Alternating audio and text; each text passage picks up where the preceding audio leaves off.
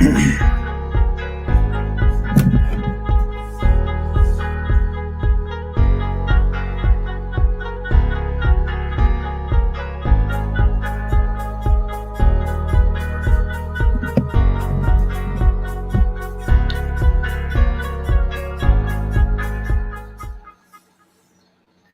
we are live. Welcome to the late night stream here at a little bit late. We're about 9:40, so about 10 minutes late. But yeah, I apologize for that. Been really busy all day, kind of taking it easy for a while. Lost track of time, but I am here, and soon I will be posting a link in the chat. So if anybody in the chat wants to join this little Batman discussion, feel free to. It's totally an open invitation. I'll be posting that here soon. Just want to kind of get everybody in here and see if we can get some conversations going. For those wondering, I will not be talking about the new Batman because I don't want you guys thinking this is going to be a stream about the new Batman. It's going to be about several different things. Oh, we got Kara here. What's up, Kara? How you doing? And we got Trenchy. I'll be posting the link in the chat here in a second, but yeah, the new Batman, I haven't seen it yet. I think it came out Friday, but I will be watching it tomorrow. So I figured that in celebration of that, I would get on here and do a Horrorboy Hangout, late night Horrorboy Hangout on Saturday night. The weather's great here in Ohio. It feels awesome. I got me a Pib Extra pop. And yeah, so tomorrow I'll be checking out the Batman, and I'll be doing a review on the Batman. Probably going to be a first half of the video non-spoiler, second half of the video spoiler. So we'll see how that goes. I do plan on talking about it after I see it. As well as one day I hope to get to all the Batman movies because I really enjoy the Batman films.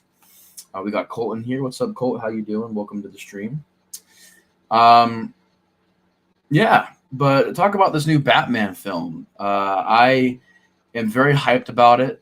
It is a film that I have been hyped for a long time. I believe the first trailer came out like 2 years ago, and it's been delayed and delayed and delayed. It's kind of like Morbius. It just kept on getting delayed. Although Morbius is still getting delayed to this day, so that's kind of weird. I think Morbius was announced before this movie, so it's kind of weird that this movie is coming out. At least I remember Morbius being talked about before this movie. This movie's already coming out. But yeah, to me, this is the most interesting looking Batman film because though I love the Tim Burton stuff and I love the Joel Schumacher stuff, though I love the Christopher Nolan stuff, I do think this one nails a lot of the things that those movies miss. Like with Nolan's, it's a little bit too realistic for me. With Tim Burton's, it can kind of be a little bit too fantasy for me. You kind of have to find that right balance of fantasy and realism. And I think that the Arkham games do a great job. Yeah, that's what I was saying. The Arkham games is where Batman's tone is at, or the excuse me, the animated series. I feel like the animated series and Batman Beyond and Arkham, the Arkham series, I feel like that's really where Batman gets it right, where it's that comic book stuff, but it also mixes the realism. Whereas with Nolan's movies, it's super realistic. And I love all the Batman movies in their own rights. I even love the Schumacher movies from the 90s. I love those movies.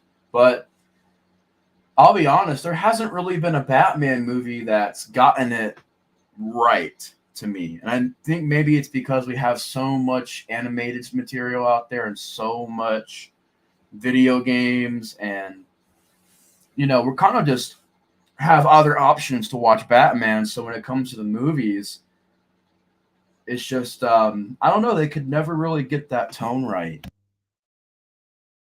They could never really get the feel right for Batman.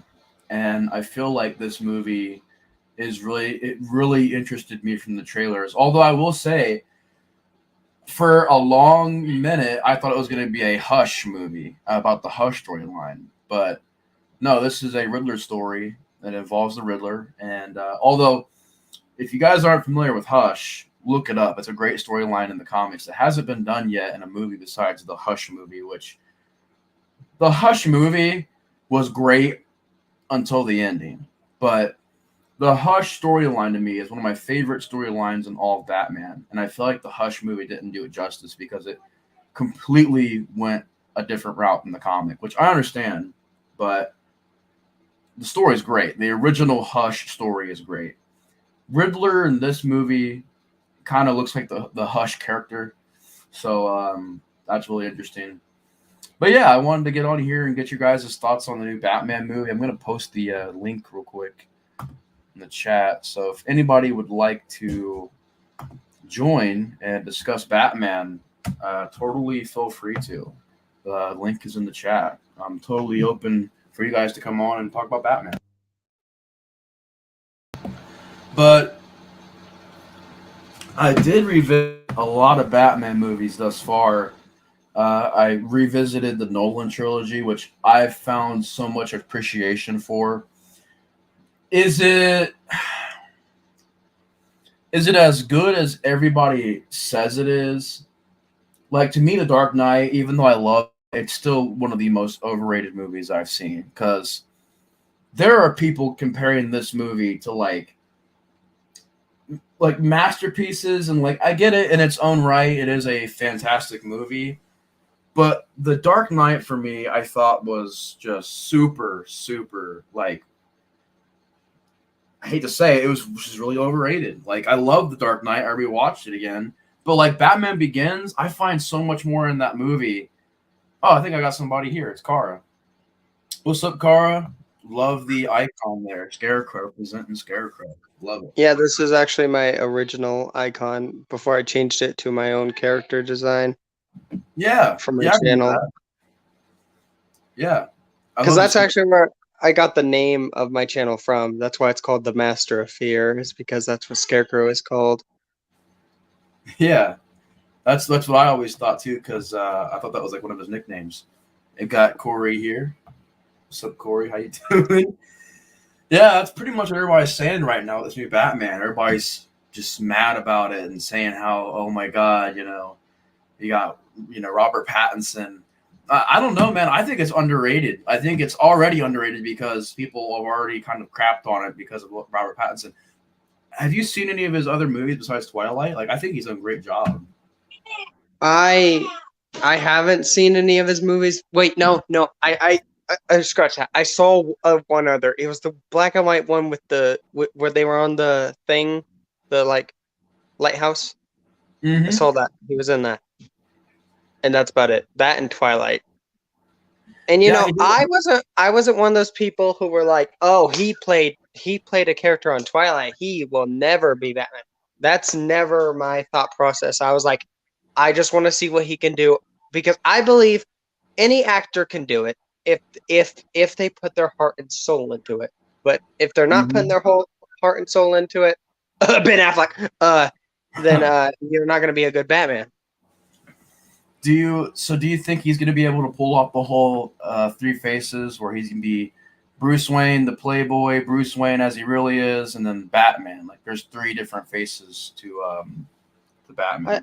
I think he can do it, but I don't. I always thought there was two sides to Batman. There's Batman and Bruce Wayne, because my thoughts of how Batman should be portrayed. This is just my take for Batman. I'm not saying like this is how everyone should see it, but how I see it is Batman. He's more comfortable. Bruce Wayne's being more comfortable being Batman than he is Bruce Wayne. Like, he would rather go out in his costume and beat up thugs than go to a party as Bruce Wayne. Mm-hmm. Yeah, Bruce Wayne in a way is kind of his persona, like the Playboy billionaire Bruce Wayne. That is just as much as a persona as the ape and everything. Bruce Wayne, the real Bruce Wayne, kind of nobody ever really appreciates, because all they know is what he's playing up to be. But we got Trenchy and Cole. What's up, guys? How you guys doing? Welcome. Hey, I've never spoke to Colt before. This is pretty cool. Yeah, no, this is I think the first time I've had him on a stream in a long time. So yeah, great to have him here. Yeah. Yeah, computer issues. You good? Yeah, my It's computer nice to meet you. What's your thoughts on Batman, Colt? I think this might be one of the best Batman films. Oh, I was talking about the movie. I was talking about the character, and it was confusing. I think it's the same thing you said. I think he's gonna nail this. I think it's the right guy, honestly. He's a great actor. Like, everybody sleeps on Patterson, man, but if you've seen stuff like The Rover and Good Time, I haven't seen The Lighthouse, but I hear The Lighthouse is really good. But like Rover and Good Time are like excellent movies, and he gives great performances. And even Remember Me is a good movie too, and Water for Elephants. He's done good stuff. Yeah, I think he did that. I can never say the name of the movie. Monopoly. How do you say it? It's like a Cronenberg movie. I can't say the name of it. One thing I can give flack about his Batman though is I don't really like his suit. They tried to go more first appearance with his design, like similar, like an updated Batman's very first costume. In the comics, they tried to do that. They even did it with the bat symbol. They made it look more like the classic version. And to be honest, I don't like Batman's first appearance look. I feel like he doesn't look good. So when I saw Robert Pattinson in his suit, I'm like, oh, this does not look good. Yeah, I've warmed up to it. The first time I seen it, it looked weird, but I've definitely warmed up to it. It's like the Batman suits from the Nolan movies. I've warmed up to them. At first, I'm like, yeah, it's not a horrible design. It's not my preferred Batman look. Yeah, I gotta show Colt some of the other Batman movies. Have you seen any other Batman films, Colt? The one you were talking about, Dark Knight Rises. That was about it. Oh yeah, yep. I watched that today. Actually, I rewatched it. It's pretty good. I liked it. I don't get why everybody hates that movie. I haven't seen a lot of the Batman movies. It's why, like, with this one, I'm kind of like, okay. It was like what you said with the trailer. It was like, okay, I've been hyped for this for quite a while now. So, what's your knowledge on the Batman as a character, not just the movies, like as a character? Well, I know his parents were killed, and aren't there like alternate timelines where like sometimes like something like different happens, like an anime series? Yeah, there's different timelines. There's the cartoons, there's the Arkham games, there's the movies, and plethora of different timelines there with those films. There's Murder Man, there's The Dark Knight, and then there's Ben Affleck, Murder Man, and then there's this new one, which is Robert Pattinson.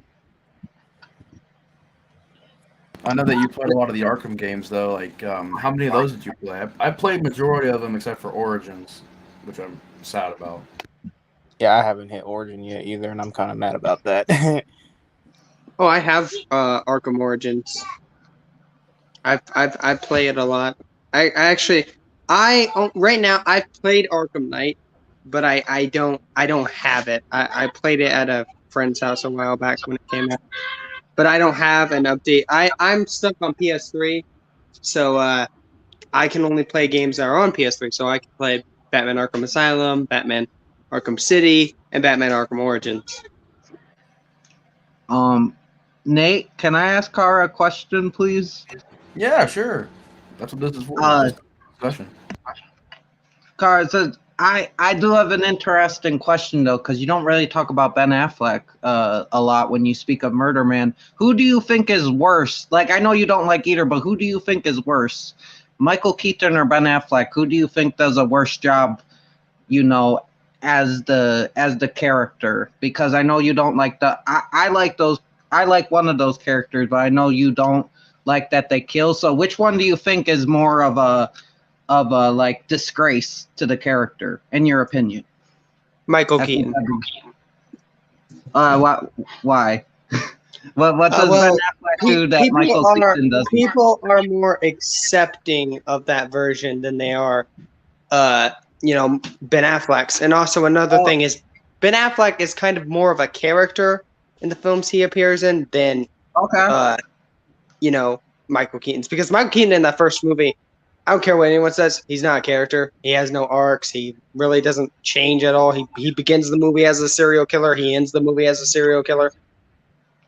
Fair enough. That's fair. Okay, I was just interested because you don't really go in on Affleck too often. You usually go in Keaton. So I was wondering. I go into Keaton because people accept Keaton. If people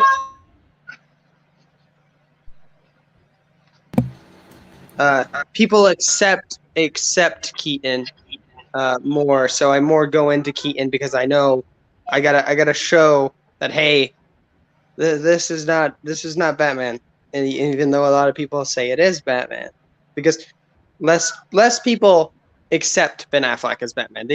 Most people say, oh, his suit looks cool, which it does, but that's about it.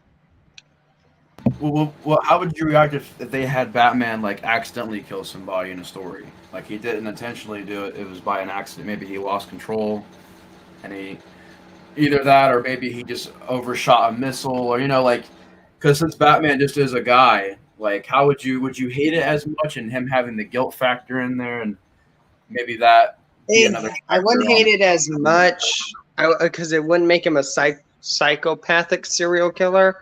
But really, it shouldn't be done. Like, you shouldn't have Batman kill anyone.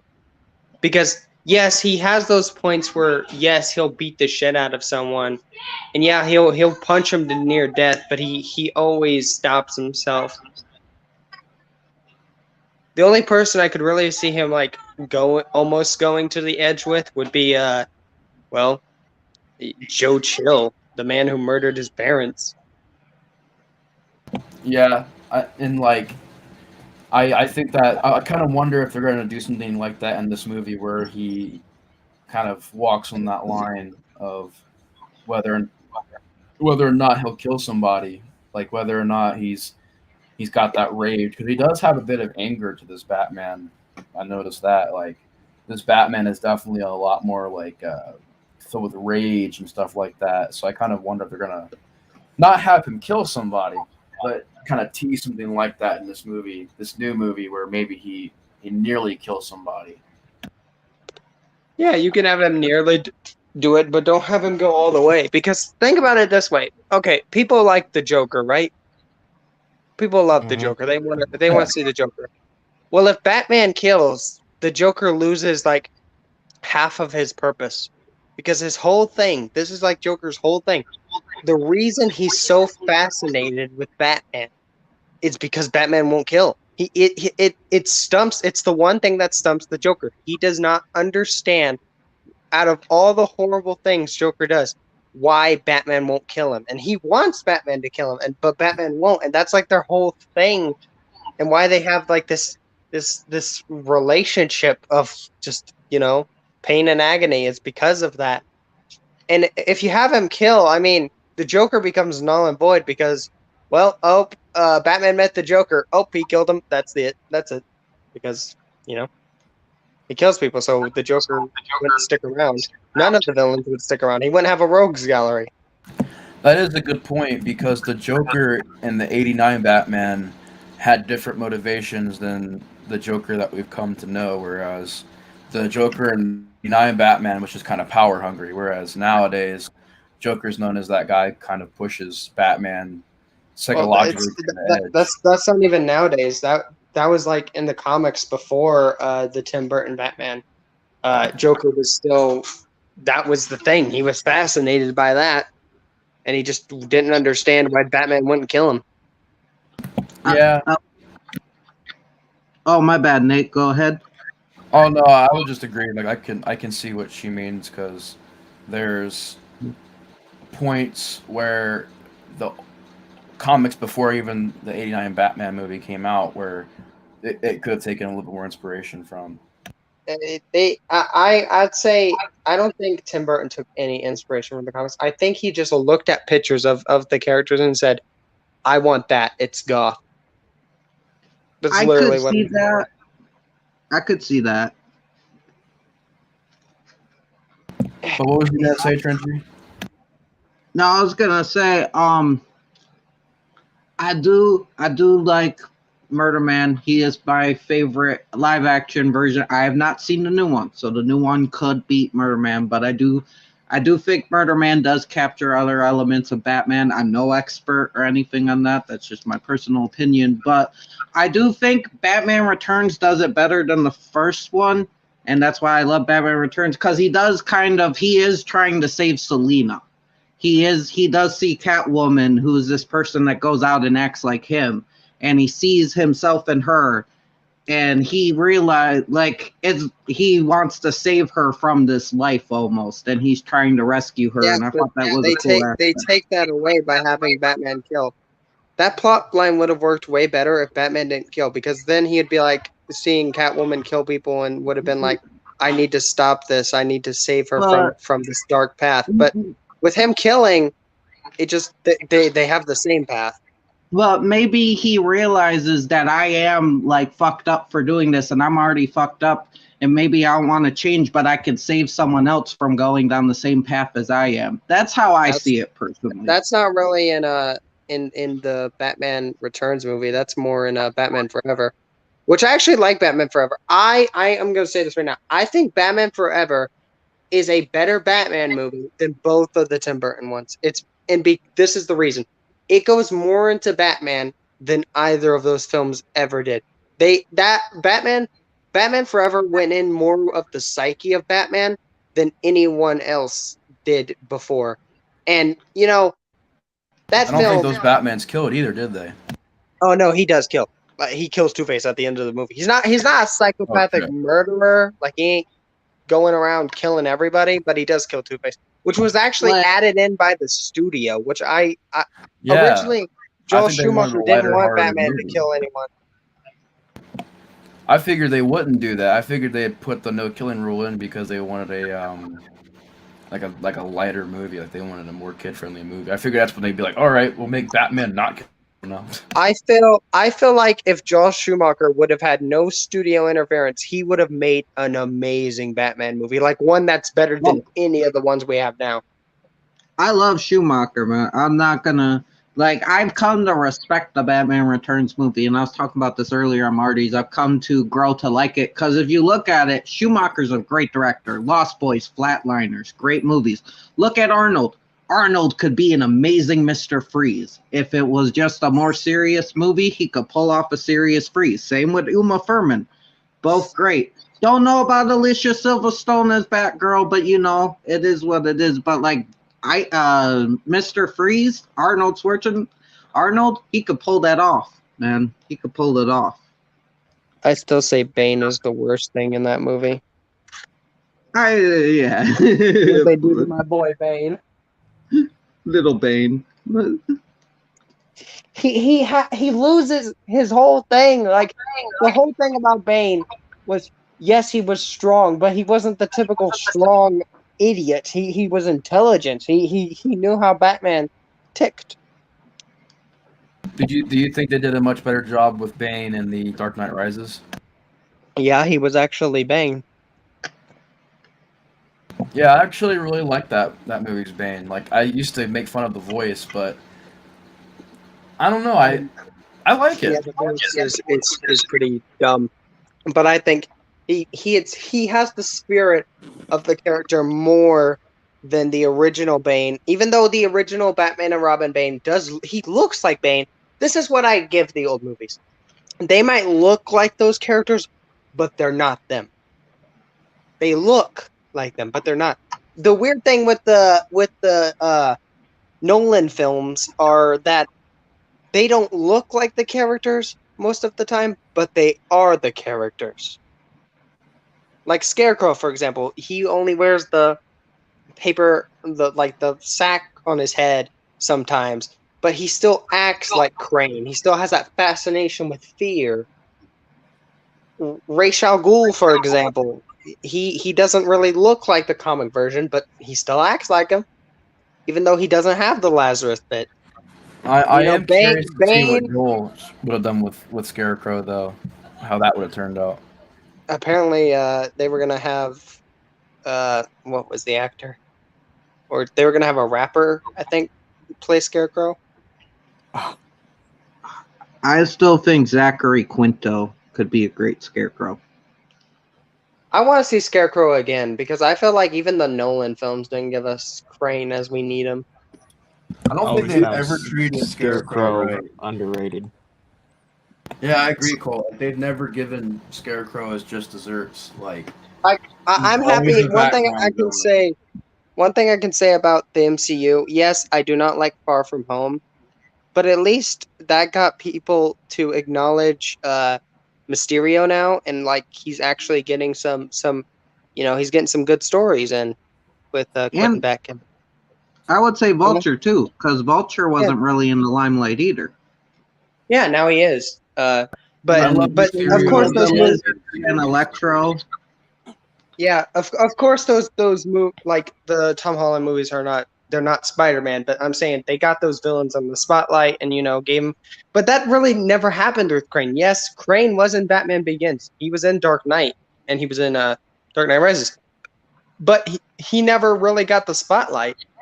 And I think Crane really in the only time he got the spotlight was when Arkham Knight came out. He did, but until like the end, I'm not gonna spoil it, but the ending kind of made me mad because I'm like, oh, like they did it again with Scarecrow, where you think he's the main villain. I won't spoil who it is, but if you think it's Scarecrow, I mean, I guess for a while he is. Then they pull some twists, and I'm like, oh, really? You got to do that again to my boy Scarecrow? Like, yeah, the Scarecrow... Arkham games. Oh no, go ahead, Cara. I was gonna say the problem with the Arkham games, I don't think Nate, I don't think you have to worry about spoilers. I think everyone here has played the Arkham games. Am I right? Yeah, I just didn't know because I know that you don't have a PS4, so I didn't know if you played. Oh, I know what happens in Arkham Knight. I just can't play it. I know about the main villain of each. Let me say this. Who is the main villain of every single Arkham game? I would say Ra's al Ghul because he's the one who shows up the most. No, it's the Joker. Well, the Joker, yes, but like Ra's al Ghul tied into most of the story. Well, maybe. Well, Arkham City, he did. Not really the rest of the games. Joker is the main villain of all those games, and really, even in Arkham Knight, yes, Scarecrow was the big bad, but in Joker, hell, even when he's dead, he's still the main villain. Yeah. He's still the main, because he might not physically be there, but he's inside Bruce's mind, tormenting him, and he's the final person you gotta take down inside Bruce's mind to stop him. Because this is my biggest problem with Batman. It's the Joker. Now, do I hate the Joker? No, he's a good villain. But the problem with the Joker is everyone acts like you can't have a Batman story without him. I get using him. He's a very, very good villain. One of the best. Up there with Darth Vader, who I consider the best supervillain of all time. Darth Vader. But Batman has other rogues. He has other villains. Batman is not just chasing around the Joker, and then he's like, oh, there's another villain. Let me stop that guy. Then I'll go after the Joker again. That's not how Batman should be. Batman should explore his. That's one thing I give Spider-Man over Batman is at least Spider-Man can face other rogues. I mean, hell, look at the new Spider-Man PS4. His arch enemy's not even in the game. Green Goblin hasn't been the main villain of a Spider-Man game since 2002, and that was only one game. Every other game, he's not the main villain. Which is smart though, because it doesn't overplay Green Goblin, where we're all like, "Oh God, again, another Green Goblin." Like I do see what you mean. Where especially like in the past 10 years, we've gotten like what 3 or 4 versions of the Joker, whether it's animated, like animation, they do all kinds of different variations of the Joker. Like almost every movie's different Joker, whether the look or the voice. So I'm like just we're hoping all. that this. Oh, sorry, you can go. No, I was just saying we're constantly getting a new Joker, like every other year. It feels like. Yeah. Even with me, for example, I make stop motions. Yes, I'm making a Batman stop motion, and yes, I am putting the Joker in it. But am I going to do that every time? No, because that's overdoing it. You show the Joker's there. You have other villains, but you don't have to keep using him. If the what I was hoping the Arkham games would have done is had it where Joker, Arkham Asylum, Arkham City, Arkham Origins, he's the bad guy. Okay, I'm fine with that. But I wish Arkham Knight would have just left the Joker dead. Look, you want to know what I agree. I think is cool though? Like there was a cartoon called Batman Beyond, and Batman didn't even fight some of his own rogues gallery in that movie. He was fighting like in those cartoons. He was fighting Captain Boomerang. He was fighting other people's villains sometimes, teaming up with other heroes and fighting their villains. And like, I would think it'd be cool to maybe. Did you say Batman Beyond? That's not Batman Beyond, Churchy. Yeah, that's Batman what I Brave and said. the Bold. That's Batman Brave and the Bold. My bad. I fucked up. Thank you for the correction. That is the when I was talking with Ethel, that was the one Batman effort. That is okay. So Ethel's context said how she would like to see a goofy Batman again. Well, I found the answer. If you want that goofy Adam style West Batman the Brave and the Bold. Yes, it's animated, but you still get that vibe from it. And I honestly think it's a better goofy interpretation. Yes, it has goofy moments, but it still gets those serious moments in. And you do get that goofy style of Batman if you want that. But I'm just saying it would be cool because it would be cool if they just had like a Batman movie and then have like a villain from another rogues gallery. Like have like not as a main villain. I think it should stay as a Batman villain as a main villain, but maybe have Gorilla Grodd running around and like Batman has to go stop Gorilla Grodd, and they could be like, oh, I dropped him off at the Star City prison in Star City. He somehow wandered over here in the Gotham, and I had to go put him back over there. Like I think like it'll be cool to kind of like I think that'd be cool because Batman Beyond kind of did that, or I keep saying Beyond. Batman Brave and the Bold. Yeah. Batman the Brave and the Bold was really good. Like it's I'm not saying it's definitive Batman, but if you want that goofy Adam style West Batman a little bit, there you go. You got that. I just don't think they're gonna get rid of the Joker or any of these other big villains because I'm not saying get rid of the Joker. I'm literally just saying use a different on him as much. Yeah, you can have him there. You can have him there, or just use him in like one film or one or a few episodes. Because hell, I can explain it this way. Okay, so this is what I decided with my Batman. I haven't started work on it yet because I'm still finishing up Spider-Man. But with the Joker, I haven't fully decided if he's going to be the first villain I show or show up there. But I just want to get him in there, show that he's here. That way, people seeing the Joker, they'll be happy with that, and then you get to show all the other villains, or do it the other way, where you show another villain, and then you show the Joker, like make him a bit of a side character at first, but then he becomes more of a villain that shows up more. If you're doing a TV series, if you're doing a movie. Just don't use them all the time. That's all I'm getting at. Yeah, no, I agree. And I got a question, Colton, if you're still here, is there any Batman villains that you would like to see in an upcoming Batman movie that you think are underused? Scarecrow being one for sure. Yeah, I agree with that. I would honestly wouldn't mind seeing another different type of Bane, to be honest, either. Because I'm on the same boat. I'm kind of sick of Joker. I'm tired of seeing it. Like, we've seen countless Jokers, and it made me think of a question. What is the worst Joker there is? Like, what? Jared Leto. I knew it. Jared Leto, no hesitation. Jared Leto Joker. That's the worst. That Suicide Squad Joker was awful. They could have made it work if he just wouldn't have been so try-hard. I mean, he was just trying too hard to be edgy. He's an edgelord, yes.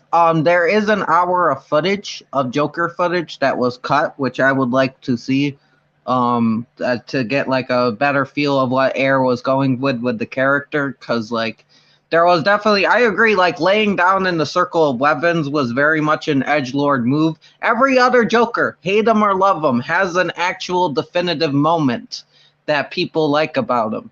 And then like this one didn't have that, except for one for me, which I think is an underrated moment, which I think they should have focused more on this instead of the tattoos and laying in circles of weapons, is when it focused on this side of the Joker. I forgot to mention this on the other stream. Joker and Harley are going to the pit, to the chemical lab, and like Joker is with Harley, and he's like, "Would you live for me?" And she's like, "Yeah," and she dives into the pit, and then he goes to leave. And then he kind of turns around and goes kind of, "Fuck it." He makes like a motion on his face like, "Fuck it, I'll do this." He kind of makes a spur of a moment kind of choice to jump in after her. And it kind of shows the unpredictability of the Joker. And I liked that. I wish they would have stuck more with that than the like you said, the edgelord type thing. Well, I mean, another problem with that in him and Harley Quinn and that is, okay, so they wanted to do the whole, this ain't a bad relationship, this is a lovey-dovey relationship of two crazies. But then in the Harley Quinn movie, which I know it's called Birds of Prey, but it's a Harley Quinn movie. They have her break up with him, and like it loses so much of what made the breakup in the original like interpretation. Well, not animated series. I'm talking about comics here. The like original comic stuff that her leaving the Joker. Because in the animated series, she really never did it, but in the comics, she did it, and it was like such a big moment for her because she finally got out of his evil grasp, and he did all these fucked up things to her, and it was just really empowering to see her, say "fuck the Joker, I'm done," and then go off on her own and be her own. It was like so empowering. But then with the Suicide Squad version of that, they put them together in one movie, barely showed their relationship, show that they're lovey-dovey, and it's trying to imply that the relationship is good. And then the next movie, she's broken up with him, and I'm like, you just took away a bunch. There are deleted scenes that show more, and again, there's that Joker footage no one has seen from David Ayer, which I would like to see. Like, I do think they leaned into the lovey-dovey stuff too much, but at the same time, I do think there was enough there, especially I think some of the deleted scenes should have been added back in the movie, because if you look at the deleted scenes, it kind of fleshes it out. There is manipulation there. It's subtle, but it's there. And I wish they would have leaned more into that as well, showed it more, because it's okay for it to look like a loving, like it shouldn't be a full-on loving relationship. But I did see it as like maybe that's a mask, and there's a hint of darkness behind it. I did see there's a hint of darkness there. He went to save her, which was like a big. If their relationship was so bad and Joker didn't care like he does in the comics, why would he go and save her? I don't think he cared. He was just obsessed with her. He sees her as a trophy piece.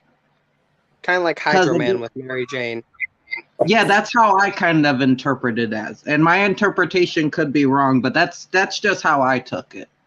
You know? I don't know. I just wanted to see a more like the comic book version, because people can't say, oh, we've seen that interpretation 100 times because that was the first time us getting a Joker and Harley relationship on the big screen.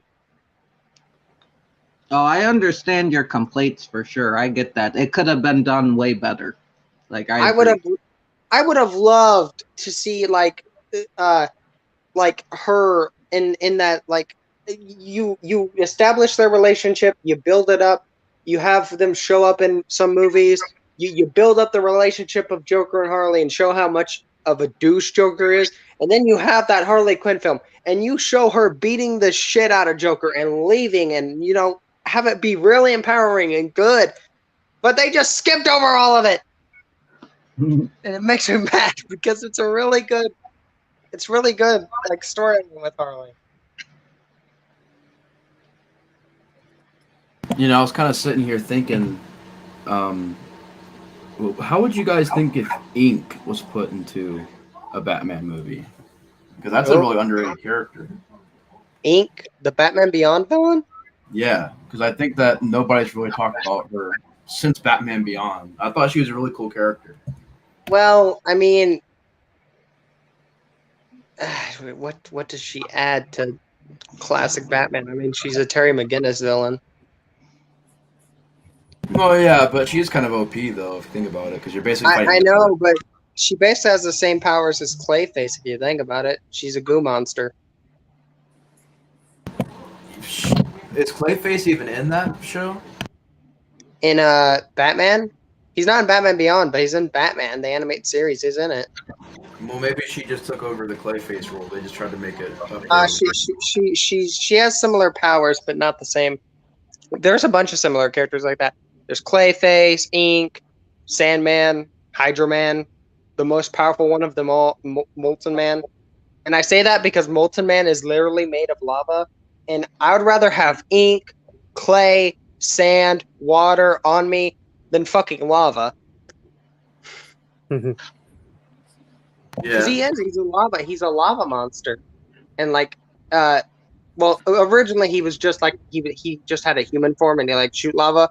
But ever since Far From Home made that illusion version that was like a big old monster, they've made him like that now in the comics, except he's not an illusion in the comics. He's actually just a big lava monster. And I really like that though. I like him being a lava monster. It separates him from Hydro Man and Sandman. Yeah. You guys just made me think of a cool plot for kind of a movie. Not a plot, but an idea. Like, what if you had Scarecrow as the main villain, but he had, like, Clayface and Solomon Grundy as his two main, like, kind of henchmen? So you get kind of this, like, horror-themed Batman movie where... And maybe he gets sprayed with the fear toxin while he's fighting, like, Clayface, and Clayface could, like, change into different people, and the toxin's just making it worse. Like, I think that could be interesting. Have, like, a horror. That was similar to what Trenchy, when you fell asleep yesterday. That's kind of what me and Mac were talking about. Is because me and Mac were discussing, because I was, how I'm not 100% on which Batman villain I'm going to use for my first Batman story. And we were talking about Scarecrow, and then I was like, we should give Scarecrow a lackey. We didn't go for Clayface. We went for Killer Croc being like the muscular lackey for Scarecrow. Killer Croc works too. Like any just kind of horror-themed villain, Killer Croc, Grundy, Clayface. Yeah, I know they're not exactly horror-themed, but they fit along the lines. Well, Grundy is. We were talking about a scene where like Batman's been sprayed with the fear toxin. He's in the sewers, and Killer Croc is like chasing him down. And he's got to deal with the fear toxin while having a giant crocodile dude coming after him. That would have been amazing. Like, I don't know. That's what made me kind of want Scarecrow to be my first outing. But also, I want people to really like this first Batman thing, because with Batman, it's less like I'm continuing Spider-Man after my first one, but with Batman, I'm less keen. I don't know if I'll continue it after the first one, so I'm just trying to. It's really hard. I don't know if I should use Joker, since this might be the only time my Batman is around, but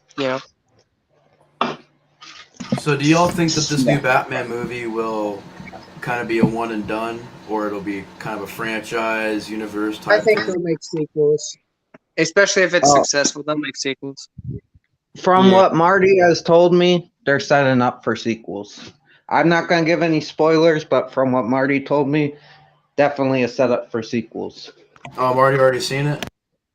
Yeah, Damn, he went opening day probably, right? Or did he go today or Saturday? I don't know. He just put his review up today, so probably today.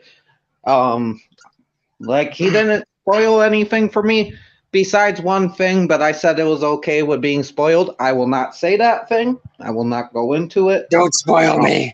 I've avoided spoilers for 2 movies now. I'm not. I think it's cool because it kind of mirrors what another version of Batman kind of did. It kind of mirrors a scene from that, and I think that's kind of cool. From what I hear, I haven't seen it. There is a lot that I'm hoping for this Batman. I mean, I've heard he doesn't kill, and I'm pretty happy about that because I'm like, finally, we went so long with Murder Affleck, but now I think we're getting one that's going to be pretty good. Might even beat The Dark Knight, which I consider the best. Colton, have you seen it? The new one? Yeah, because you were talking like I thought you had seen it by the way you were talking, but No, me and Nate and 2 of our friends are going to go see it tomorrow. Yep. oh, yeah, nice. We're gonna get together and go watch it. Pretty early showing too, so. You guys know Oh. each other, like in real life. Yeah. Yeah, actually, he's one of the first people I streamed with, at least on this channel, because me and him used to do a bunch of wrestling streams, but for a while, both of our computers were messed up, so we really couldn't do any wrestling streams. And you got a computer. I'm still trying to find a freaking computer. Yeah. Yeah, we gotta start getting back on a roll of things, start reviewing pay-per-views again. I know that's one thing I do want to start doing again, is start doing streams on pay-per-views, but like at the same time, it's like what you said, it's just not enjoyable anymore right now. It's just, there's so many other things like you can watch and spend your time with and even spend your money with at this point than wrestling right now. Like, would you like to go back and review some of the older stuff though? Like that's old always wrestling, like Ruthless Aggression and Attitude Era. Ruthless Aggression, Attitude Era. Hell, you can bring it back to the Territory days, man. Like, Shoot. Yeah, I probably could. I got Peacock. I can rewatch them, give my thoughts on them. I've seen your reviews on Wrestling with Nate. You're very knowledgeable, and I'd be down to watch that because I was even thinking about doing something with my friend Mac, and like we would like review some pay-per-view. We were gonna review all the WrestleManias and rank them and rank all the matches because I'm crazy and stuff like that. Like, My knowledge on wrestling is this. How can I put this? It's kind of the same knowledge that man, who has the most? I'm trying to think of who has. Okay, Jen's knowledge on Batman. There you go. That's Wait, Jen? yeah. Jen, I was watching the stream earlier. From what I've heard, Jen's only seen movies, and that's kind of very basic knowledge on Batman. So I'm like, that's how my knowledge of WWE is. It's very basic, and I'm no expert on it. It's definitely a very, very hard time to even want to become an expert in it, especially if you can even ask Nate. Oh yeah, there is a lot of issues with the 2 big promotions that we see a lot of, and like no one really wants to talk about, but me and him actually have the balls to talk about because we don't care who we piss off in the wrestling community at this point. Yeah, the wrestling community is very, very sensitive to my criticism. My knowledge is mostly on The Undertaker. That was my favorite wrestler. I have a WWE game which I play, so I get to see a lot of wrestlers on there. I've watched some matches without Undertaker, so I got a few knowledge on other wrestlers, but it's not. It's very basic. It's all good.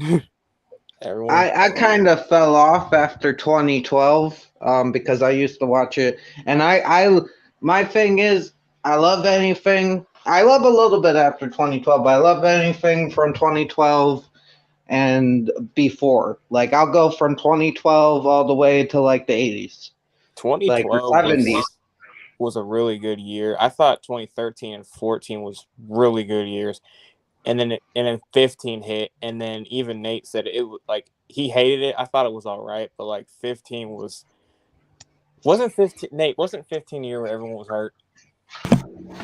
15 was a pretty good year. 16 was a year where like everybody got sick and hurt. And yeah, it was 16. Fired. 16, because like every freaking main event was like Big Show and Kane, and I was like, why are we doing this? And Ryback and Kalisto and Wade Barrett. I love these guys, but having these guys main event stuff is like weird, especially when you just had John Cena and Seth Rollins and Roman Reigns and all these big name guys, and they all get hurt and sick and injured. Then you're like, oh, here's Ryback. Here's it always comes back to wrestling. with the streams, it always somehow goes back to the wrestling. Wrestling just loves you, Nate, doesn't it? It has a special place on your channel. Yeah, I mean, apparently so.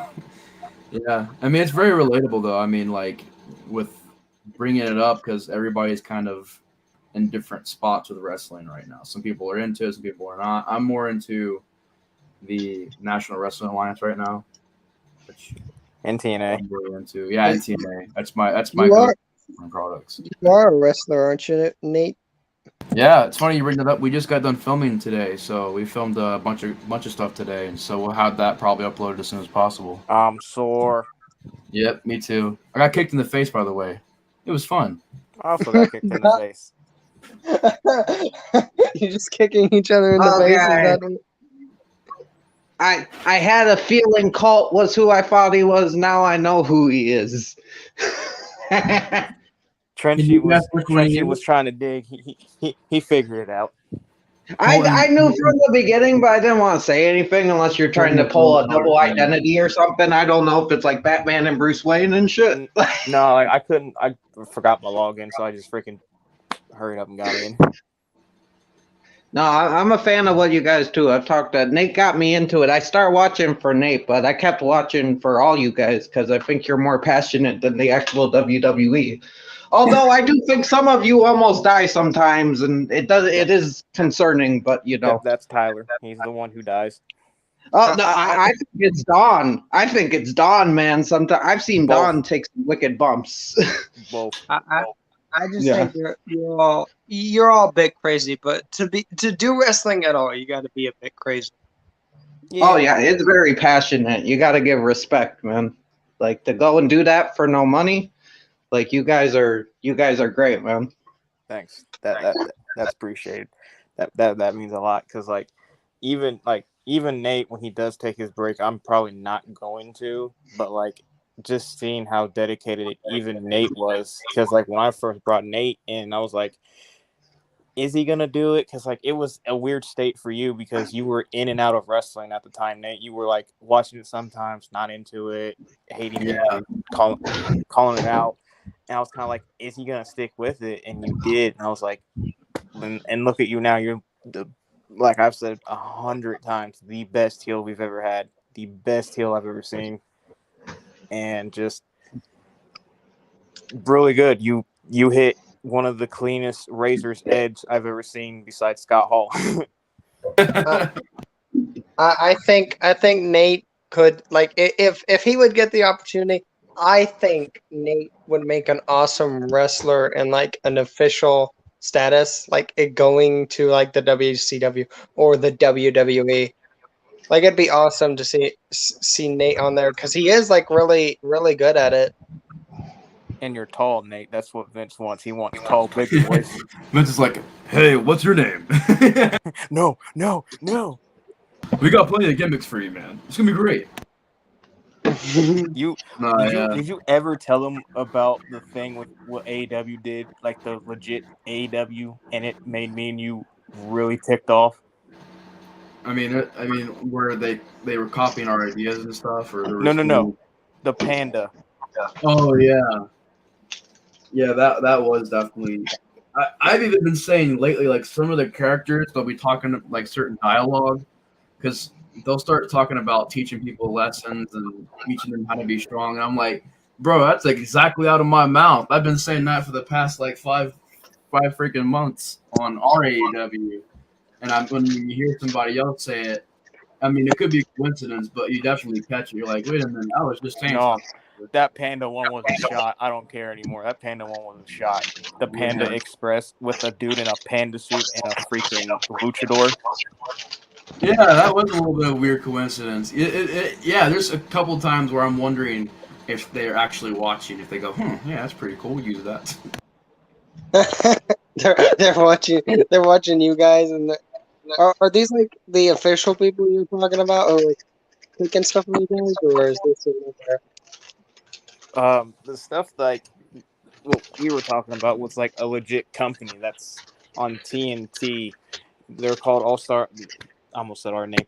They're called All Elite Wrestling, and like they've done some questionable things with a lot of questionable, like just questionable things, like the Panda Express, because that was going to be our original tag team name with me, Nate, and Ignacio, and then they come out with a luchador and a dude in a panda suit. So that's like, because Nate's gimmick at the time was a panda. Yeah. And I'm like, so they just took what I did but flipped it, because I came out with a unicorn head, but they just put a dude in a panda suit. I'm like, okay, y'all gonna get smacked. I'm gonna personally come down there and smack every single one of y'all writers. So you think that they're watching your channel and just taking things from it? I wouldn't be surprised. I'm pretty sure every single promotion does it. I'm pretty sure that I've seen them copying from themselves sometimes. Like even Nate said it. Remember what you caught with a match on AEW? I remember I was watching, and it seemed like somebody pointed out how it was similar to a Bret Hart versus Shawn Michaels match, and if they were comparing the video footage side by side, and it was the exact same match, despite maybe a few spots different, but it was the exact same match, and I was like, how can they not get sued for that? That's somebody else's work. I mean, I guess you could say you could say the tribute, but at the same time, it's all about how you look at it. It's like that you're taking, why copy somebody else's match completely spot for spot if you can create a new match with new moves and a new story? Like, why don't you create something on your own rather than trying to basically Xerox another match? And I thought it was a little strange. There's definitely times where promotions do that. I think that maybe some promotions, if a YouTube channel does start gaining steam, they'll start saying, "Hey, we can use this, we can use that. It's not licensed, so we can use it." Which it's technically right, but at the same time, it just goes to show. Like, I don't know for sure, but I have a feeling that maybe some promotions do that. That kind of shows how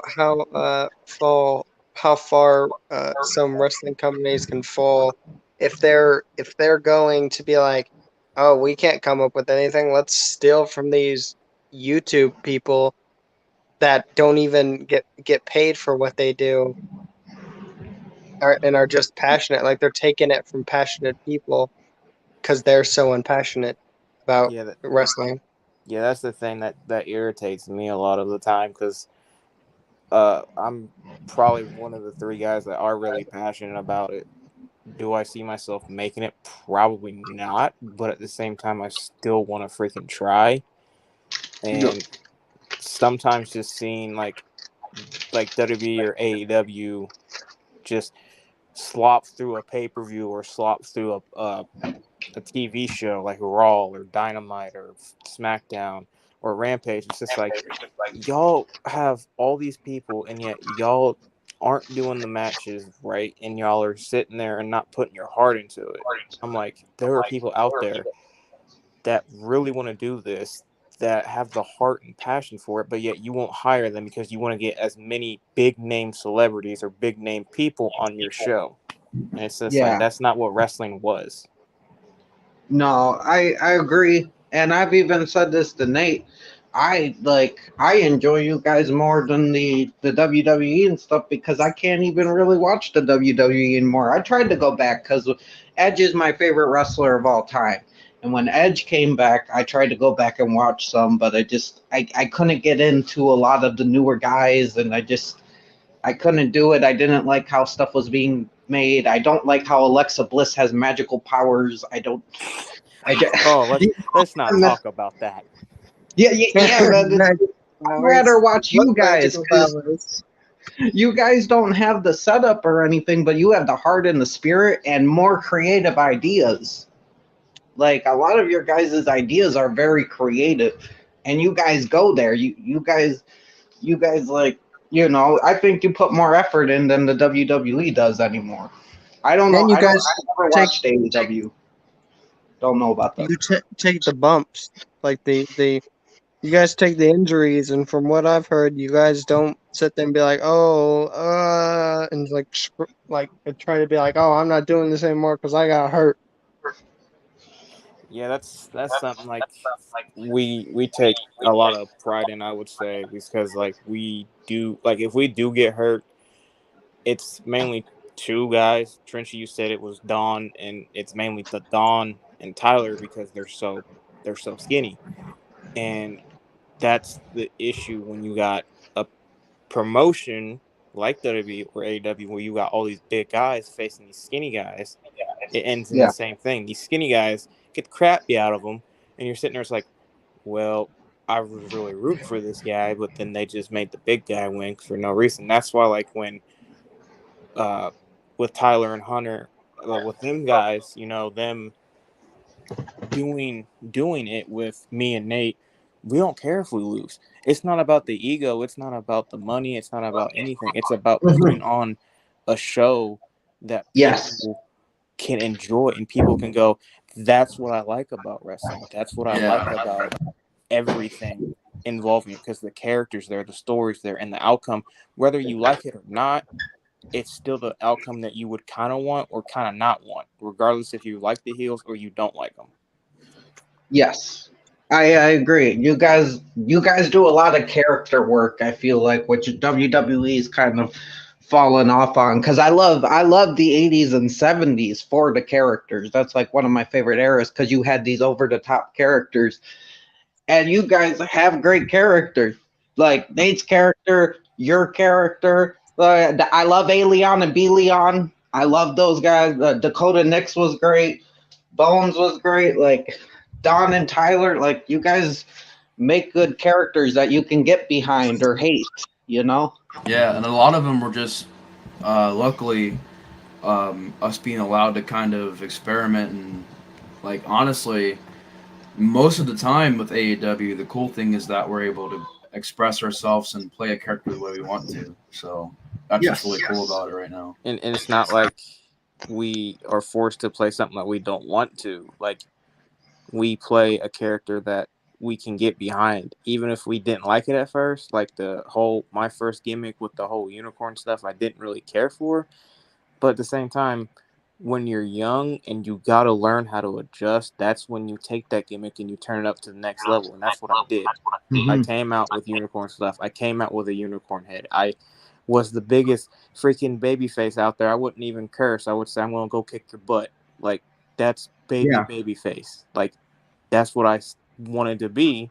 And then when the series came in, I was cussing a little bit more. I was a little bit more into it. And now with me doing the whole 360 heel turn, it's like, whoa, no one expected this. It's like, this dude's a whole different character.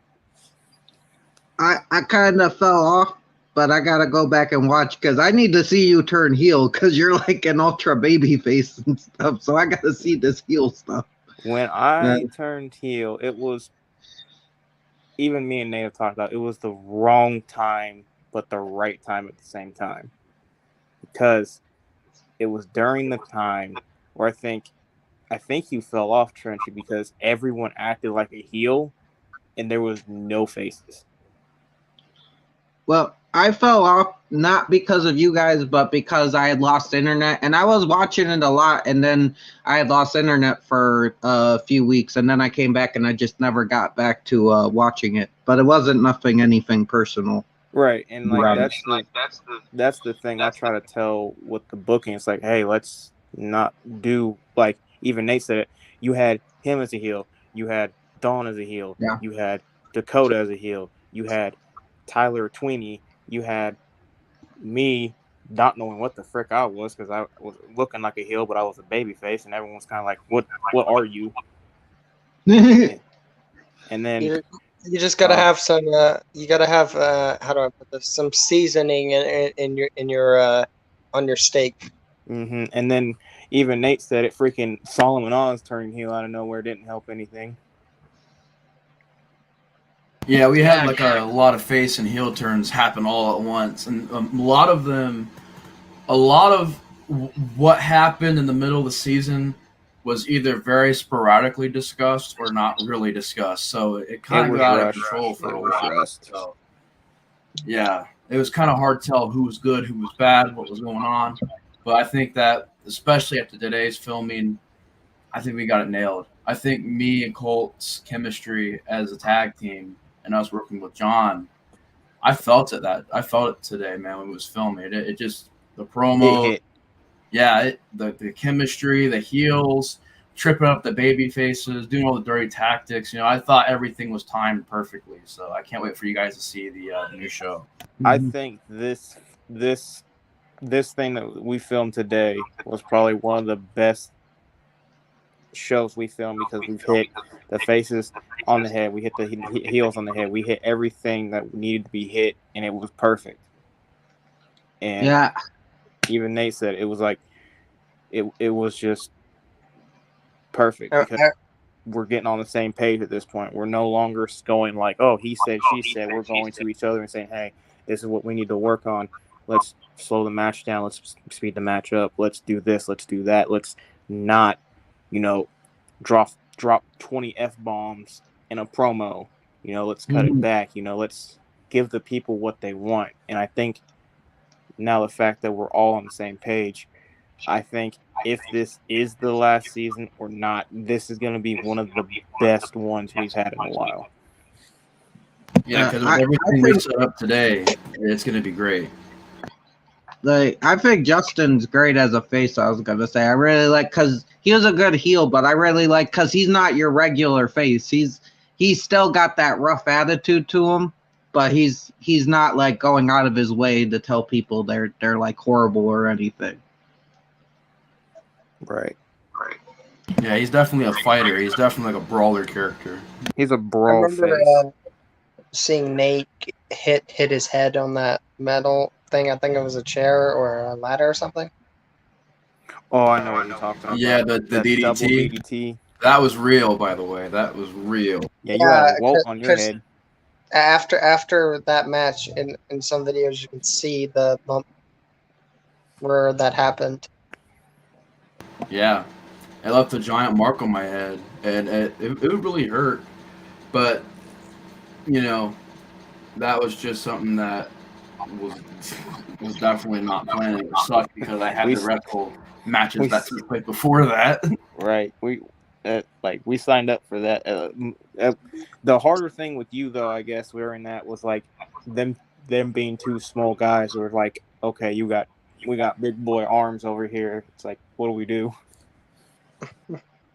Yeah, and like if you take away the hands from protecting the face, because a lot of times when you do moves like that, you have to have your hands. Yeah. So if you take away someone's hand to protect their face is planting no matter what. Mm-hmm. You were dead there for a second. Like in the video, you're just laying there and then you get up. Yeah, I was concerned. I was like, I told Oz, I was like, go check on him. Oh, he ain't moving. Well, yeah, I rolled out of the way because I didn't want to get hit anymore. I was like, I need to get out of here and chill for a while. And then That was the year I didn't have the match in the Climb for Life, but the one Climb for Life when freaking Dawn hit me with the freaking what was it? The freaking plywood. Yeah, I remember. Oh my god, that hurt. I was like, where the frick did you? Why? Where? Where did that come from? I heard it. It's a. I don't care. The freaking the loudest thing was when Tyler hit John with that chair. Yeah, it sounded like a gunshot. That sounded like a gosh darn shotgun, just boom. I remember when they were hitting the guy with the table and like it wouldn't break, so they kept trying it and it just wouldn't break. That was me and you, Nate. We couldn't break the table. We was trying, and it took us freaking literally months to break those tables. Me and you couldn't even break them. We're like, what the hell is these things made out of? Iron? And they suck when they don't break because you're landing on a solid surface, so it's like when they don't break it hurts a lot. Whereas if they break, it's better. How do you think I felt when like I went to do a splash, you moved, didn't break, and you splashed on my back with your full weight, and it still didn't break? I was sandwiched. Dude, I remember. I remember when I like grabbed you and I threw you onto the table. I tried to like make you go through it, and you just did not go through it. You just hit it. It's that splat. Oh! I was like, ow, my back. They must do something to the tables in the real, like WWE and stuff. They must do something to the tables to make them break easier. They take the metal Yeah. pieces out. Like there's like metal going around them. They take that stuff out, and like they also, I think there's another thing in it that they take out because you don't take the metal things out, you're gonna have a rough day at the office. Yeah. Yeah, because if you take the metal stuff is like a reinforcement. So you take that stuff out, you're gonna go straight through it no matter. Because a couple of them we took the metal out and people went right through them. But if it wasn't, we had some, I don't know what they were, like oak tables. I don't know where they got them, but it was like the most solid wood tables I've like ever seen. The Climb for Life match where everyone just stopped to try to break the table had me weak. This is why we're not professionals. That was exactly what we said. I think I said that in the comments. That's what you said. I was quoting you. Kick that table's ass. Get him. That was one of my favorite matches because the commentary was great. The people were great. Just everything about it hit. What's up, Mac? How you doing? Hey, Mac, there's a link in the chat if you want to hop in and chill. That goes for everybody. If you guys want to hop in and hang out with us, we'll be live for a little bit longer. But yeah, if you guys want to pop in and chill, he wants the AEW title. He's coming after you, Rex. He said the TV title. What's our? I mean, the Revolution champ. That's technically our TV title though. So. Oh shoot! Then he wants to come after me. We started this conversation by talking about Batman, and now we're into. Yeah. See, most people they try to moderate this, but like I this is like the Horrorboy Hangout. I just chose the Batman as a, I guess, starting point. But like with the Hangout, like we're just chilling live. Anybody can join. Anybody can talk about anything they want to. Yeah. You just have a base topic, and then there's the other topics. Which right now we're on You're wrestling. What is like your guys' thing again? Isn't it AW? AEW. AEW. But Nate, I remember the hardest I think bump that you took besides the steel chair bump was when you and Don went crashing through the table and you hit your head on that like little piece of wood. Yeah, I clunked my head. I was on one of when you guys premiered it and it was live. I was in the chat of one of those, but nobody else was there. And like it was the video itself wasn't live. I think you guys just premiered it and only the chat was live, but there was no one else in the chat. So I think I only commented a few times. That was, I think, a experimental thing. I think we were trying out to see how it was. I know for a fact we want to do a live stream one of these days. I haven't commented much, but that's because usually after watching your guys' matches, I forget and I just click off, and then I go watch the next. I know one thing that we might be doing, and I don't know if Nate would still be involved because your break's coming up, but if you are free, I think you should do it. Is that church thing that Tyler was talking about? Yeah, it sounds really interesting and everything. I mean, I just don't know whenever it's happening. You guys have to let me know. Yeah, I don't know either. It's still up in the, I don't know everything, but if that happens, bro, I gotta see you in front of an audience. I gotta see you. Oh, I'm telling you this, they would hate me. I guess, dude, I've been waiting it for like that's why like we were gonna have a live audience that one time when we was gonna bring all those people over, and I was so excited. I had all these ideas because when you're You a just heel, turned heel. yeah, when you're a heel, a crowd is just unlimited potential for heat. Mhm. So like you can do whatever you want as long as it's not like I'm going up to a person, I'm punching them in the face, like yeah, no, but like I can like mock them, be like, "You cheering for this loser? Okay." Yeah, that was. Oh man, I just want to see live people, especially if we do the church thing, bro. They're gonna hate me. I look like a devil worshiper. Wait, you guys are thinking about taking your thing over to a church? Mm-hmm. There's a the Tyler. His parents go to this church, and his mom told him like the pastor's doing something for like the youth, and like they're gonna have a whole bunch of people there. And she was like, "Hey, do you care if my son and his friends perform there to entertain everyone?" He was like, "Yeah." Would this be filmed, or would this be just more of a private showing for? It'll be filmed. We just don't know when it's happening yet. Right. Because I would love to see you guys play off a live audience, man. Because I think you're great, and it'd be interesting to see how you play off the crowd. It's actually funny. I wish I could be there to see that live. I want to see Nate. I want to see me and Nate in a live crowd as heels. We would get booed. I can feel it because like I look like a devil worshiper already, and we're going into a church, and Nate's just gonna be like, I would actually just like to be a commentator. Or something there. That's what I would like to be, a commentator, like the people who talk over the match and like just those kind of people. Right. Just being like, oh, because like with at least with my heel turn, it's definitely gonna be with how I'm gonna play. It's gonna be the most different heel that we've had in the company because you know you got you've had Tyler, he was like the loudmouth, arrogant heel. You had Dawn, who was like kind of a crazy type heel.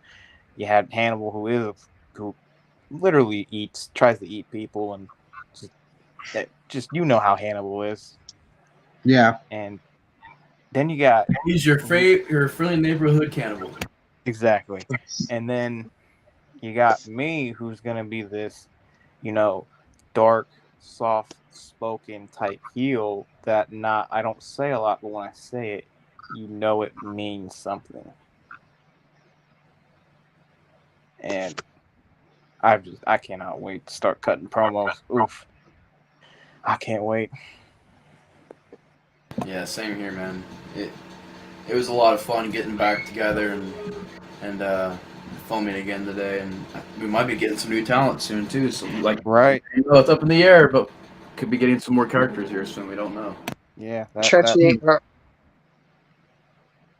are you gonna be a wrestler? Are you gonna show up to the ring? I'm not in the same state.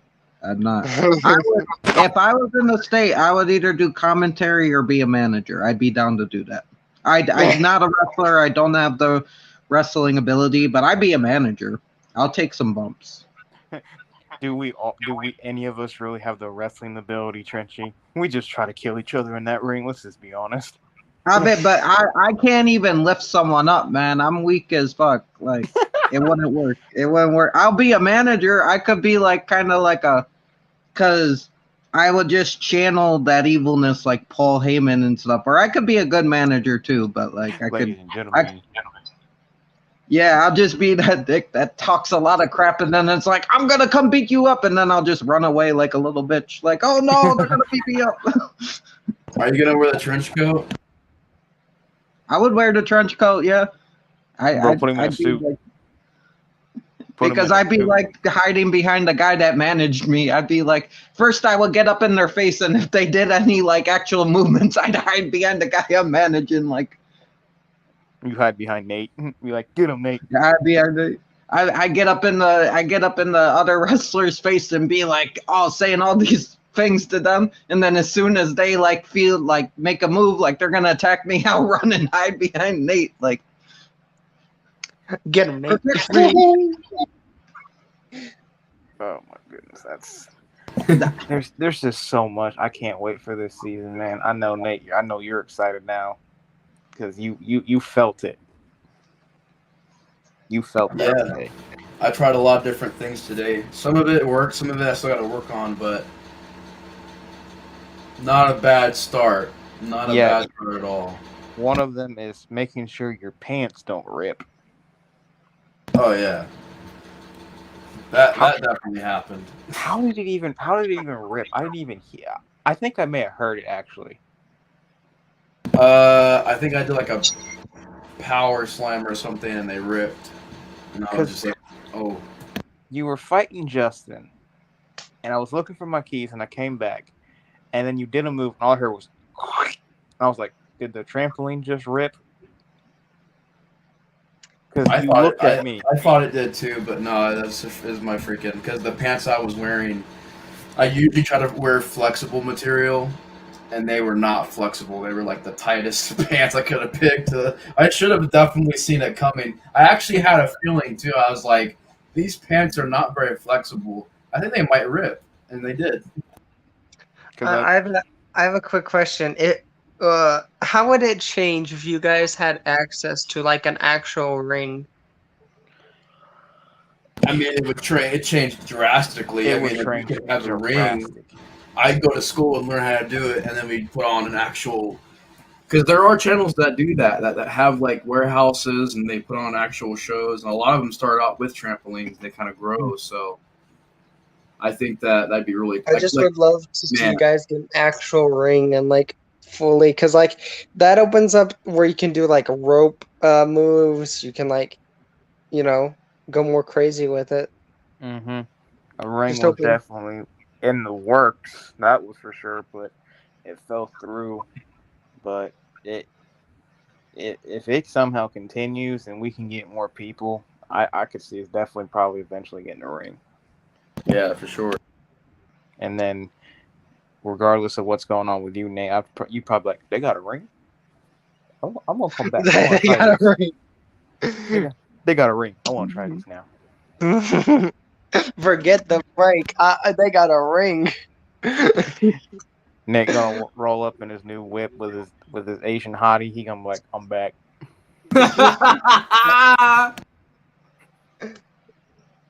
The face Tyson Rex.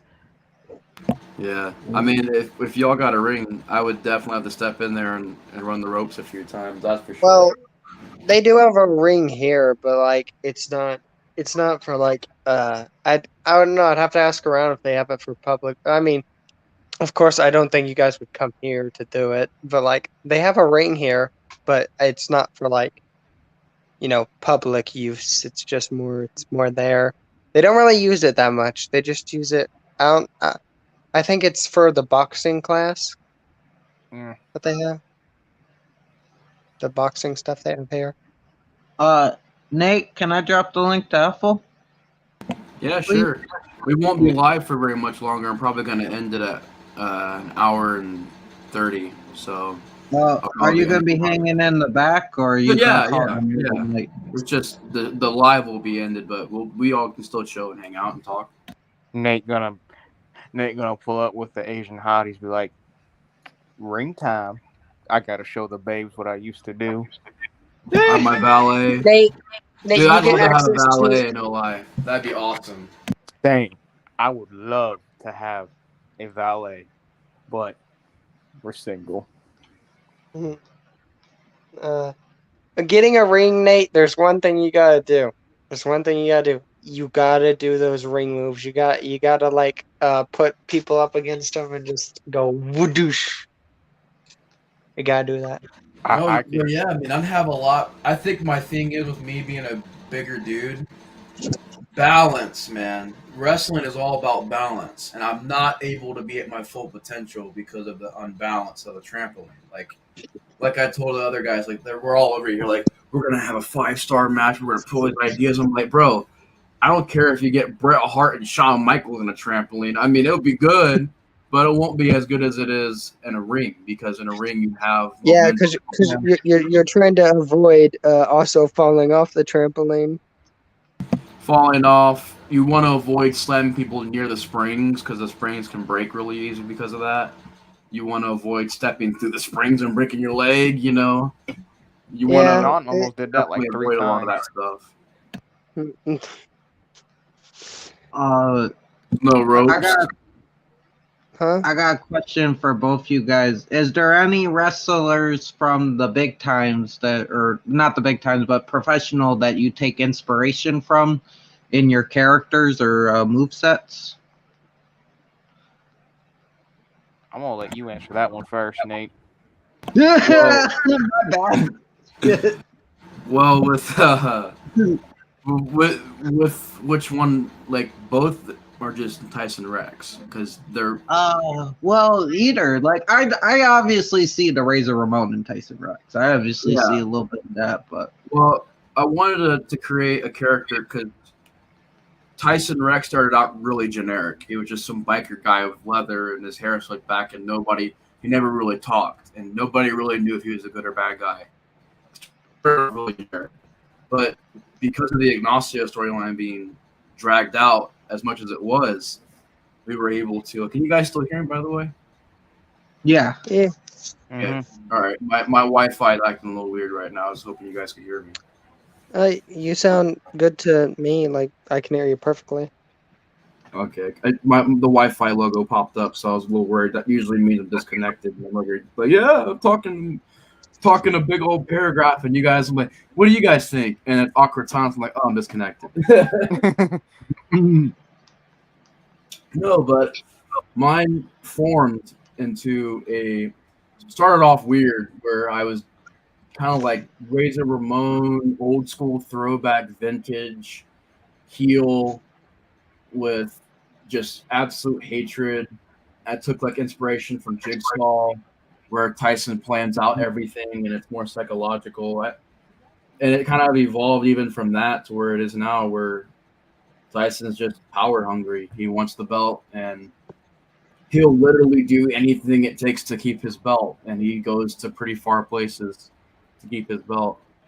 But it's really fun playing the character because I think if I were a wrestler like you guys, I would be more of a show off kind of character rather than anything else. That'd be a good character. But I would say, for my character at least, my character is more on the lines of how I saw Aleister Black could have been used in WWE, but then they dropped a ball with him. So I'm on the lines of how I would do his heel run in WWE, not like how they're doing it in AEW with how he's got like this faction around him, because I'm not gonna lead no faction. Like the darkness, the mysterious around the character. I'm getting that from Aleister. Move wise, it's a mixture of like any all the big guys like Big Show, Mark Henry, because bigger guy, I can't do everything, but I can do some kind of cool stuff. Right. Hey, Apple. Hey, what's up? How's it going, Apple? Welcome to the stream. I don't think we'll be live very much longer, but we're all going to be hanging out, so welcome. Oh, sweet. Thank you. Oh, Yeah, we're talking about the Batman movie, but we right now we're just talking about wrestling, AEW, kind of what our plans are and everything right now. Actually, Big there's something I old- want to say real quick that has the topic of Batman in it. Ethel, remember how you said you wanted a goofier Batman show again in the style of Adam West?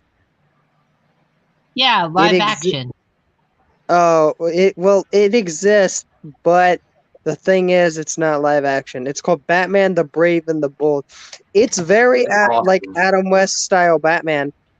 It's not as goofy, like it has those goofy elements, but sometimes it gets serious. But it's very in the style of the Adam West Batman. But it is the thing is, if you want live action, it's not that. It's animated, but it is there. Oh. Like if you want to see a goofy Batman.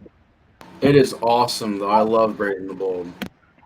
It's fun. that was I okay. was defending Brave and the Bold earlier. Yeah, I used to watch it all the time. Oh. Ow. Huh? Yeah. Sorry. Are you okay? I got the cat climbing on me. Don't. No matter, mommy. Oh, got Apple, you missed it earlier. I accidentally got Jen going on some crazy stuff earlier. It was very Yeah. fun. Sorry, It was very sorry I couldn't Huh? be involved in the stream earlier. I was working. Oh, you're good. I guess you explained in the comments because I was confused because I was like, "What? She has tomorrow off." I was confused, and then you told me you work nights now, and I'm like, "Oh, that's why." Yeah, just for like, I don't know, a little while. I'm not sure when it'll go back to mornings, but yeah. Oh, you good? It wasn't a like I was just confused because I was even asking. So we're Because I talking, didn't know who we're talking about wrestling now, and I looked on the Twitter machine, and apparently Roman Reigns has posted a picture at the Garden #BeastBlood, and apparently he's either got a boo-boo on his arm or it's somebody else's blood. Oh, I forgot they're doing a garden thing tonight, but we can't watch it because it's not freaking televised. What is it, like a live event or something? Yeah, it's like a live event, like at Madison Square Garden. They haven't done something like that. That's old school. Like that's like out of That's nowhere. stuff Like that's we what they would do love back in the '80s. Like, go to the Civic Center, and you're gonna be seeing exclusive, untelevised matches with Ric Flair and Ricky Steamboat. Growing up, I would go to some untelevised shows. You know, they would come to your town and you would watch them. I don't know. Maybe that was just me though. That was No, like I used to go every time. I used to go every time they'd come to the Civic Center. I'd go. Because How'd you enjoy the matches that were Huh? untelevised? How'd you enjoy the untelevised matches? Oh, they were great. They were fun. It's a lot of fun. Like I used to go, and like I'd never have anyone to go with, so I'd go alone, and I'd still have a blast. But I remember they did a big tag team on tag team match with like Mickey James and Michelle McCool and all them. And then you had like Big Show. I saw Ryback live. I saw Kofi Kingston live. John Cena, Triple H. Kofi is underappreciated because that Yes. man, oh my goodness, him live, he is different. Dude, I grew up with Kofi, man. Like, Kofi's so much fun. He had so much potential. I don't know what they're doing with him now, but I loved Kofi. I loved Yoshitatsu. Colt, you remember Bro, he was so Yoshitatsu? underused. Yes, thank you. Like, So dude, underused. that's my, like, oh, go I ahead. really liked Jimmy Yang Wang when he had his gimmick where he's a cowboy, Yes. but he's Asian. It was pretty funny. Nate, we were just Jimmy talking Wang. about that. Yeah, I was gonna say, like earlier we were talking about Jimmy Wang Yang. It's kind of funny. Like now, I guess he runs. He does a party bus. He has a party bus now. The Jimmy Yang Wang party bus. That's he's awesome. Adam Rose now. Yeah. Bro, Nate, have you seen Adam Rose recently? He looks way different. That man got buff. That dude's freaking ripped. I'm like, that man went from like a light heavyweight to a heavyweight. I was like, oh crap. No, he went from a cruiserweight from the heavyweight. That man was small. He went. Yeah, I know. That's what. I'm Yeah. here now. He popped right out. Whatever happened to speaking of cruiserweights, whatever happened to S.A. Rios? S.A. Rios, he I think just went back to the Indies and then kind of. I don't even know if he wrestles anymore. He was one of my favorites though. I really liked Taka Michinoku and Funaki and S.A. Rios and I think Brian. Kendrick? No. I forget his song. His theme song is like, dun, dun, yeah. I'll look it up real quick. I don't remember. I think.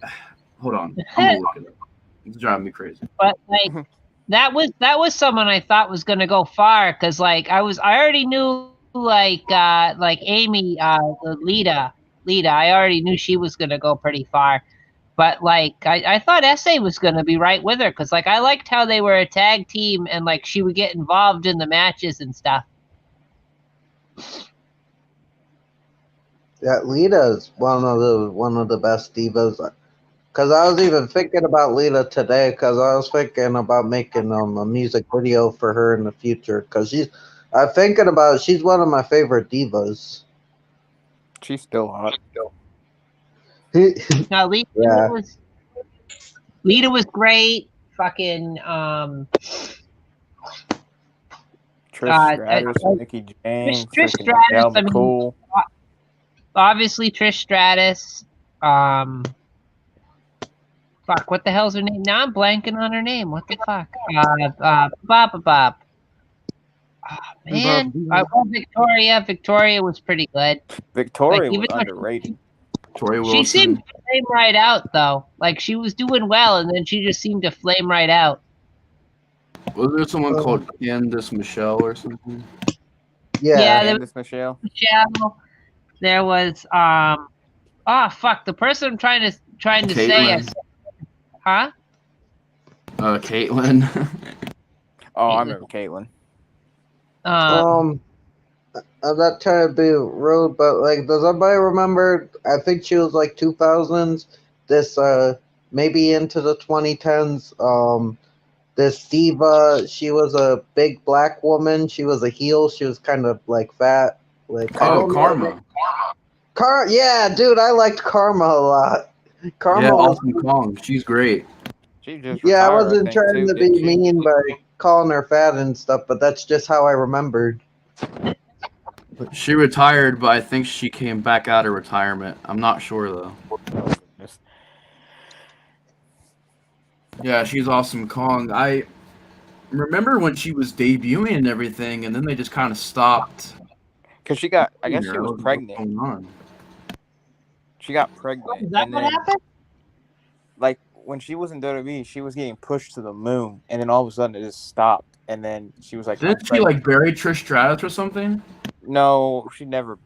She buried like. She buried a big diva. I don't remember who. Was it Beth Phoenix or something? I think it was Beth. I still like that. Though. Big diva. And then she's like the only woman I can say that's been like every big promotion. She was in WWE, TNA, and she was with AEW for a little bit too. Yeah, I remember that. Yep, Awesome Kong. Like Karma reminds. Oh, go ahead, Ethel. My bad.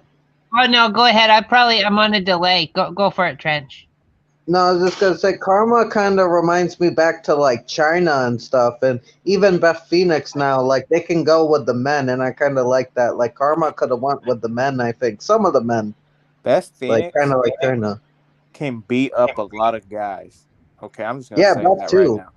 She can beat up some men, and I'm like, you scare me. Edge probably never gets into arguments with her. Edge gets in an argument with her, and she's like, "What'd you say, honey?" He's like, "Nothing, dear."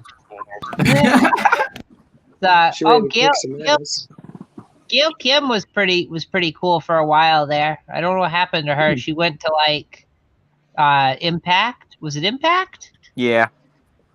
Yeah, she went to Impact, and then she came back, and then she was gone again. Oh my god! Oh, Gail Kim! Oh my god! I mean, that reminds me of a story that Vince said to her, and it made me so mad. Vince asked if she could speak Korean. Oh no, she's not. No, she's from fucking no. Is she from California or Florida? I was like, Vince, no, you're being racist, Vince. No. Are we really surprised, though? Are we really? Like, let's be honest with ourselves. Are we really surprised? I'm not anymore with Vince. He said the N-word live on television. Dude, Vince is like, Vince's sense of humor is very fucked up. Like, I have like when it comes to the dwarf thing, I have a similar sense of humor, and I do think, though, that those dwarfs, when he did the junior thing, they should have been played more as serious, because they're just as talented as some of the regular wrestlers. Right. It was just Vince just doesn't surprise me So anymore. Vince said the N-word on live television. Yes. Vince is in crazy. front of Booker T, who's a black guy. He said it right in front of Booker T, man. And he was like, tell me he didn't just say that. Oh my God. Not like Booker T hasn't said it or heard it before, but like it is kind of bad form. Like, remember when Booker T called Hulk Hogan it? Oh yeah. I remember that. He was like, Hogan, we're coming for you. Hulk Hogan is no ray of sunshine either. Oh no! Oh no, he said it too. He said it in the bad way. yeah, Hulk Hogan was just straight up being racist, brother. Mm-hmm. Brother, I like that. Racist, brother. Well, Straight up being racist, and then you said brother. Bad News Brown even claims that Andre the Giant has said it. So it's like, and great wrestler and stuff, but like, you know, they have dark sides. There are dark sides there. And Andre's Andre though. Like, Andre is bigger and taller and everything that a lot of the roster wasn't. Like, in all defense of Andre the Giant, he was probably drunk and probably had 10 full-size bottles of wine when he said it. Well, they said someone had pulled a gun on him that was of the same race. So after that, and I'm not excusing it. He shouldn't have said it. And Bad News Brown made him pay because he was scared. Bad News Brown stopped the bus and said, "Get out of the bus and fight me." And Andre wouldn't do it. Like, Andre would have taken him, but he knew that he would have gotten hurt. And even in the hotel, the next day, he was afraid to talk to Bad News Brown. They fortunately made peace.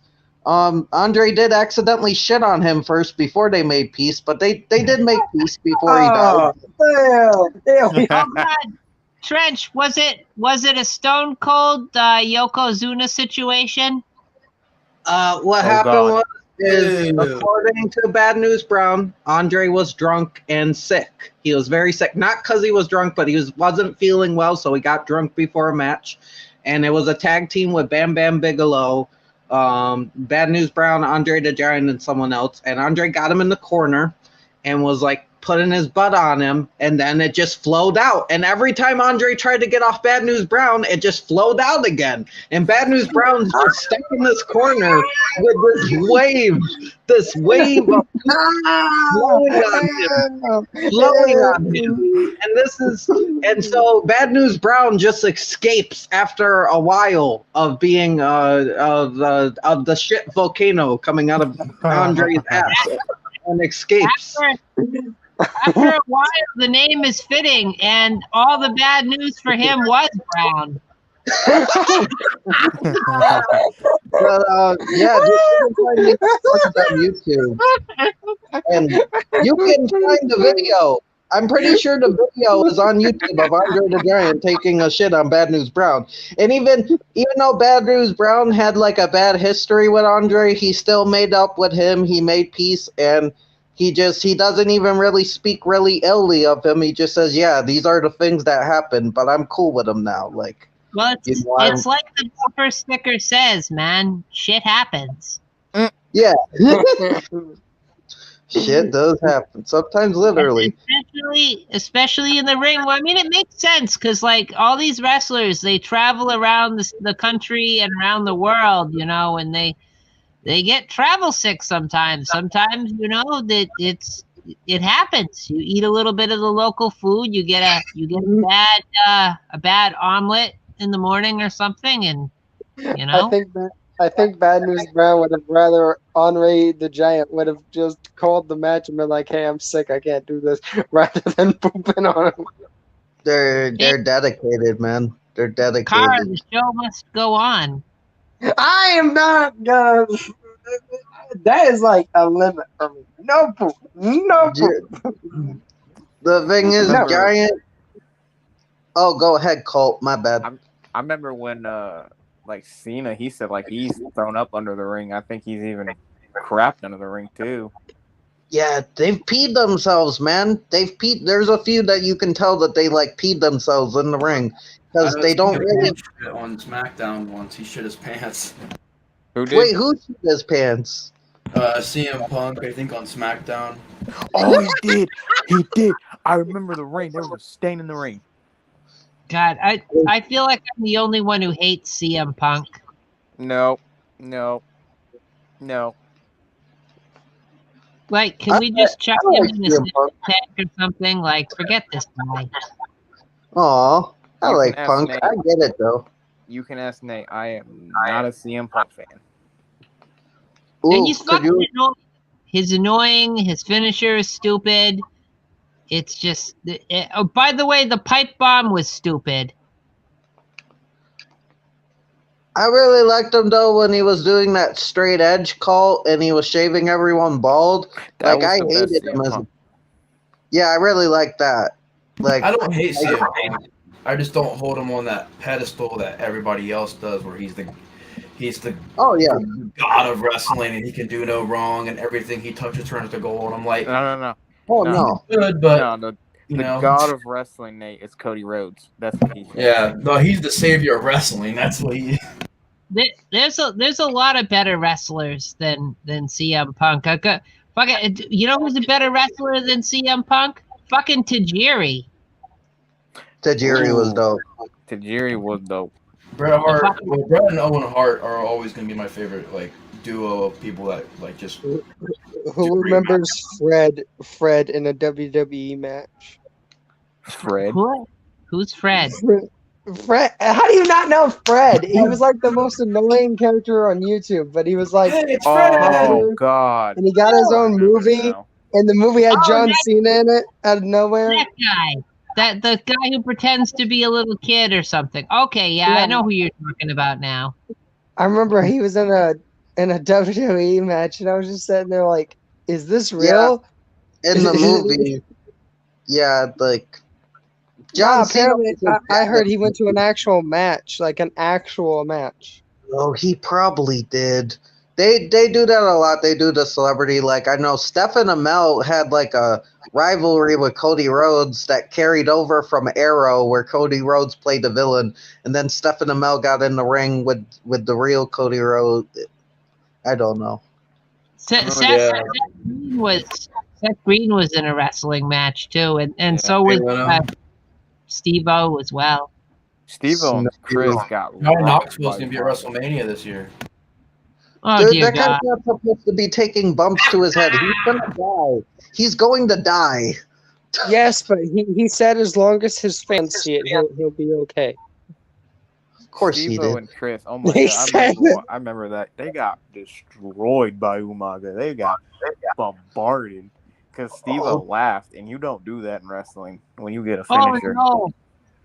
Umaga died, didn't he? Yeah, Umaga died, but Oh, Umaga. I was watching Umaga today, his WrestleMania match with Batista. Man, why don't they he do had a shit like that WrestleMania match with anymore? Batista? Yeah, it was a WrestleMania match with Batista. I don't know which remember WrestleMania. that. I Dude, you remember can look it that. up. I gotta look that up. That was probably. I remember It was Raw. Teddy Long had Batista representing SmackDown, and then like William Regal had Umaga representing Raw, and he pronounced it Umaga. He was like Umaga. I gotta look that match up. Yeah. That was probably a really good match. Yeah, I remember when him and Bobby Lashley faced the Battle of the Billionaires. Oh yeah, with Trump and McMahon. Yeah. Satan versus his little brother. Why was Donald Trump in that WWE match? Because He wasn't. wrestling. He was a manager for one of the wrestlers. Why would He you did- want his he attacked orange Vince ass in the McMahon, ring? though. He did attack Vince McMahon. He did hit Vince. Yeah, he did. Well, That's if I remember right, didn't he do like a half-assed Luthez press on him? Yes, and he went ding ding ding. Well, Vince Trump McMahon was actually wrong. took It was over all WWE Vince's for a fault. day. Like he took over for a day, and then there was like no ads, and the wrestlers were doing their own ads and the celebrity guest, and then Vince McMahon came back and he's like, "I've taken my company back, but we can't do no ads, people. Sorry, I'm not like Trump. I'm not that rich, but." Yeah. Remember the $1 million phone call he did? Like he would call people for like $1 million. They were trolling him. Wait, He's like, when, "Hello? Tr- when, Is there when anybody there?" Trump took over the WWE, there was no ads. There was one episode of the WWE with no ads where Donald Trump was running things and the wrestlers were making their own ads. Like they had to do the ads on their own. It Like, was they were Raw, doing- wasn't it? Trench, was it Raw or was it SmackDown? It was Raw because SmackDown I don't think was affected because after that Raw always got the celebrity host. I don't think SmackDown did that. I was watching both at the time, but like I remember Raw would have the celebrity host. The first one was Shaq, and everybody hated Shaq at the time because he went to the Celtics. He went to the Celtics instead of the Lakers, and their rivals, and it was a betrayal.